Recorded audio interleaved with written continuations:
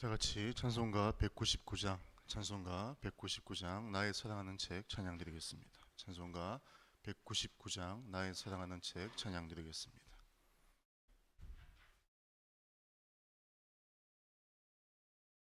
찬송가 199장입니다. 나의 사랑하는 책 비록 헤어졌으나 어머니의 무릎 위에 앉아서 재미있게 듣던 말 그때 일을 지금도 내가 잊지 않고 기억합니다. 귀하고 귀하다 우리 어머니가 들려주시던 재미있게 듣던 말 이 책 중에 있으니 이 성경 심히 사랑합니다. 옛날 용맹스럽던 다니엘의 경험과 유대 임금 다윗 왕의 역사와 주의 선지 엘리야 바람 타고 하늘에 올라가던 일을 기억합니다. 귀하고 귀하다 우리 어머니가 들려주시던 재미있게 듣던 말 이 책 중에 있으니 이 성경 심히 사랑합니다. 예수 세상 계실 때 많은 고난 당하고 십자가에 달려 죽임 당한 일 어머니가 읽으며 눈물 많이 흘린 것 지금까지 내가 기억합니다. 귀하고 귀하다 우리 어머니가 들려주시던 재미있게 듣던 말 이 책 중에 있으니 이 성경 심히 사랑합니다. 그때 일은 지나고 나의 눈에 환하오 어머니의 말씀 기억하면서 나도 시시때때로 성경 말씀 읽으며 주의 뜻을 따라 살려 합니다. 귀하고 귀하다 우리 어머니가 들려주시던 재미있게 듣던 말 이 책 중에 있으니 이 성경 심히 사랑합니다. 사도신경으로 신앙을 고백하겠습니다. 나는 전능하신 아버지 하나님 천지의 창조주를 믿습니다. 나는 그의 유일하신 아들 우리 주 예수 그리스도를 믿습니다. 그는 성령으로 잉태되어 동정녀 마리아에게서 나시고 본디오 빌라도에게 고난을 받아 십자가에 못 박혀 죽으시고 장사된 지 사흘 만에 죽은 자 가운데서 다시 살아나셨으며 하늘에 오르시어 전능하신 아버지 하나님 우편에 앉아 계시다가 거기로부터 살아있는 자와 죽은 자를 심판하러 오십니다. 나는 성령을 믿으며 거룩한 공교회와 성도의 교제와 죄를 용서받는 것과 몸의 부활과 영생을 믿습니다. 아멘. 오늘 말씀 보겠습니다. 보실 말씀은 사도행전 19장 8절에서 20절까지 말씀입니다.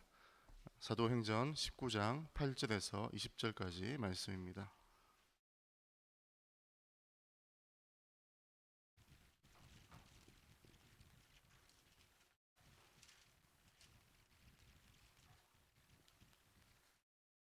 십구 장 8절에서 20절까지 말씀입니다. 다 찾으신 줄 알고 제가 먼저 읽고 교독하겠습니다.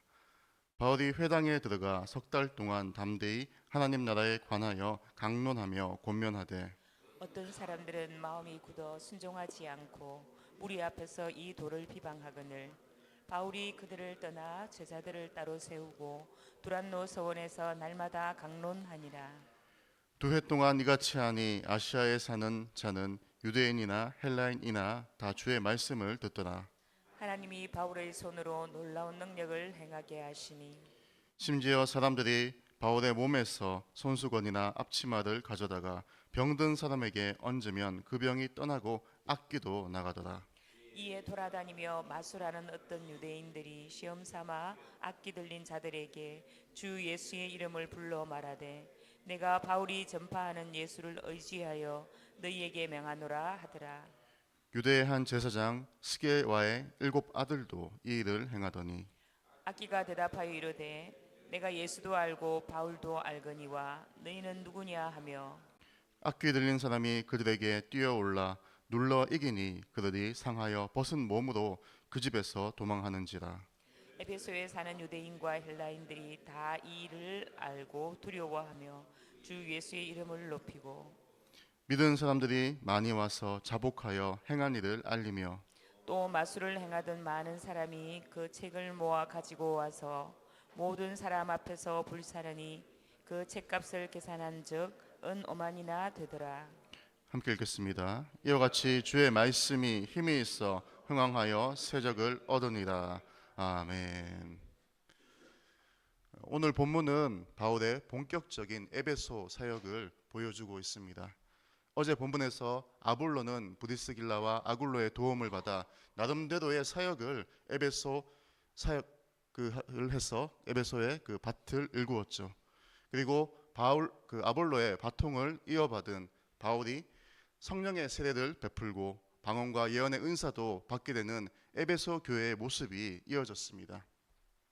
이제 바울은 공동체를 만들어가기 위한 말씀의 사역을 계속합니다. 처음에는 유대인의 회당에서 3개월간 하나님 나라에 대해 담대하게 강론했으나 역시 저항이 거세 계속할 그런 분위기가 못 되었습니다. 그래서 회당을 나와 두란노 서원을 강론의 장소로 삼았죠. 여기서 서원이란 스콜레라 불리는 강영장으로 오늘날 영어의 스쿨도 이 단어에서 유래가 되었죠. 두란노는 그 장소의 주인이거나 그곳에서 계속 강의를 하는 선생의 이름이었을 것입니다. 이곳에서는 제자들만 모였으니 교회의 그런 성격이 더욱 분명해진 셈이죠. 이런 가르침은 2년 동안 계속되었고 소문이 퍼져나가 아시아 전역의 인구가 바울이 강의하는 말씀을 접할 기회를 가질 수 있었다고 합니다. 바울의 에베소 사역은 또한 축기와 신유를 동반했습니다. 그의 말씀 사역에 기적의 역사가 뒤따랐고 이런 역사는 마법처럼 보여 이를 흉내내는 주술사들도 있었습니다. 에베소는 고대로부터 주술과 마법의 대명사로 통했죠. 그래서 그들이 외우는 주술서들을 에베소 글이라고 부르기까지 했습니다. 그러나 바울을 통해 나타나는 하나님의 역사는 주술이나 마법 또는 무속인들의 것들과 근본적으로 달랐죠. 하나님은 바울을 통해 어떤 하나님의 능력을 드러내셨습니까? 우리 11절 12절 말씀 함께 읽어보겠습니다. 11절 12절 말씀입니다. 시작. 하나님이 바울의 손으로 놀라운 능력을 행하게 하시니 심지어 사람들이 바울의 몸에서 손수건이나 앞치마를 가져다가 병든 사람에게 얹으면 그 병이 떠나 악귀도 나가더라. 아멘. 그 능력이 어찌나 큰지 바울이 몸에 지니던 손수건이나 앞치마를 병든 사람 위에 얹기만 해도 병이 낫고 귀신이 쫓겨났습니다. 당시 에베소의 주술사들도 바울의 놀라운 능력을 보고 놀라고 그 능력을 받고자 그 하나님의 능력을 받고자 바울처럼 주님의 이름을 부르고 바울의 행동을 흉내냈죠. 그런데 주술사들은 오히려 악귀들에게 망신을 당하기까지 했죠. 우리 13절에서 16절 말씀 함께 읽어보겠습니다. 13절에서 16절 말씀입니다. 자, 시작. 이에 돌아다니며 마술하는 어떤 유대인들이 시험 삼아 악기 들린 자들에게 주 예수의 이름을 불러 말하되 내가 바울이 전파하는 예수를 의지하여 너희에게 명하노라 하더라. 유대의 한 제사장 스게와의 7 아들도 이 일을 행하더니 악귀가 대답하여 이르되 내가 예수도 알고 바울도 알거니와 너희는 누구냐 하며. 주술사들은 바울이 병 고치고 귀신을 내쫓을 때 예수의 이름을 의지했던 것을 자세히 지켜봤을 것입니다. 그러던 바울을 흉내내어 귀신 들린 자에게 내가 바울이 전파하는 예수를 의지하여 너희에게 명하노라 라고 선언한 것이죠. 예수의 이름을 들먹이며 주술을 시도한 것입니다. 이것은 몇 사람의 문제가 아니었죠. 마술이 널리 행해졌던 에베소의 주술사들에게는 일종의 새로운 마법 기술로 알려져 너도 나도 예수 이름으로 죽기를 시도하려 했었습니다. 놀랍게도 유대 제사장 스게와의 7 아들도 이 일에 동참을 했죠. 당시 유대 제사장은 소소한 질병을 치유하는 기법들을 익혔을 것입니다. 만일 바울의 능력이 테크닉에 기인한다면 한 번쯤 따라해볼 가치는 충분했지만 이건 테크닉의 문제가 아니죠. 스게아의 아들들이 한 귀신 들린 자의 집을 찾아가 그를 향해 바울과 예수의 이름을 명했지만 귀신으로부터 내가 예수도 알고 바울도 알거니와 너희는 누구냐는 충격적인 반응을 듣습니다.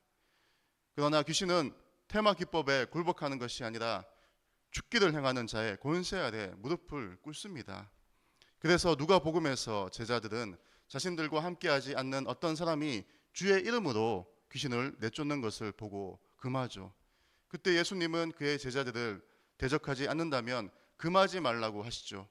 죽기는 모방으로부터 만들어낼 수 있는 능력이 아니기 때문입니다. 그 능력의 출처는 오직 예수님이십니다. 바울도 아니고 다른 제자도 아니고 그 유명한 어떤 목사도 아닙니다. 아무리 모방해도 불가능합니다. 귀신은 죽게 하는 자 안에 계시는 성령님께, 그 예수님께 굴복하는 것이죠. 스게아의 아들들은 예수의 이름을 망령되이 사용하고 있고 그것을 귀신이 그 누구보다 정확하게 알죠. 즉 너희는 누구냐는 그 귀신의 물음은 누구의 권세로 그런 일을 행하느냐라는 뜻이죠. 충격적이게도 귀신 들린 사람이 압도적인 물리적으로 장정 7을 단숨에 제압하죠. 그들은 모두 상처 입고 벗은 채로 줄행랑치는 수모를 겪습니다. 이 사건은 에베소를 발칵 뒤집어 놓았죠. 바울의 능력을 특출한 마술로 치부해온 유대인들과 헬라인들이 사건의 내막을 알고 두려움에 잠깁니다. 이 두려움은 함부로 모방하려는 시도를 단념케 합니다. 익숙한 마술로는 경험할 수 없는 신비를 맛본 이들이 예수 이름의 능력을 실감하고 그 이름을 높입니다.